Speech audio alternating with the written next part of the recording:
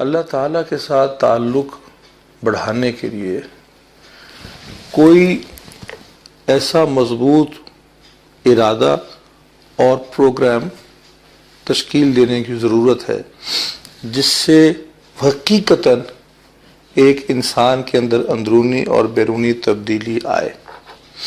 اس کے لیے کئی پروگرام ہو سکتے ہیں۔ ایک 5 نکاتی پروگرام میں آپ کو پیش کرتا ہوں۔ سب سے پہلے تو جو اللہ تعالیٰ نے آپ پہ فرض کیا ہے، اور ہم جانتے ہیں، اور یہ بہت سی باتیں وہ ہیں جو ہم انٹیوٹیولی یعنی کہ فطری طور پر سمجھتے ہیں۔ اللہ تعالیٰ کے جو احکام ہیں، اس نے نماز فرض کی ہے، روزہ فرض کیا ہے، زکوٰۃ اگر دے سکتے ہو تو دینی ہے، سچ بولنا، اوروں کا خیال رکھنا، حقوق العباد پورے کرنا، سب سے پہلے تو یہ پورا کرنا شروع کر دے۔ دوسری چیز، کچھ نہ کچھ قرآن کی تلاوت سمجھ کے اور کچھ نہ کچھ سیرت کا مطالعہ یہ روزانہ کی بنیاد پہ کیجیے۔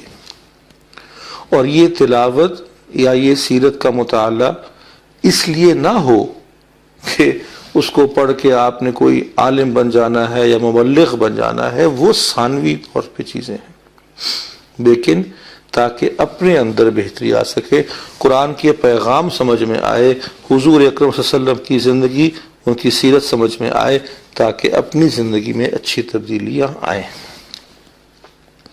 اور کوشش کریں کہ یہ کسی سمجھدار پڑھ لکھے عالم کی زیر نگرانی ہو، انڈر سپرویژن ہو، یہ کوئی آزاد قسم کا مطالعہ نہ ہو۔ اس کے اندر نہ صرف کہ فائدہ کم ہے بلکہ نقصان کے امکانات زیادہ ہوتے ہیں۔ سیلف ٹاٹ لوگ بعض اوقات خطرناک بن جاتے ہیں۔ تیسری چیز، کچھ دیر روزانہ اس بات میں بھی گزاریں کہ آج میں نے دن بھر اللہ تعالیٰ کی کون کون سی نعمتیں انجوائے کی ہے اور کون کون سی نافرمانیاں کی ہیں۔ اپنا محاسبہ روزانہ کی بنیاد پہ کیجیے، اپنا محاسبہ ہر روز کیجیے، اور اس محاسبے کے مطابق پھر اپنے معاملات کو ٹھیک کرنے کی کوشش کیجیے۔ چوتھی چیز، کچھ دیر اللہ کی یاد اور ذکر میں ضرور گزاریں، جس پہ خالصتاً اللہ کی یاد ہو، ذکر اور تسبیحات میں کچھ نہ کچھ وقت ضرور گزاریں۔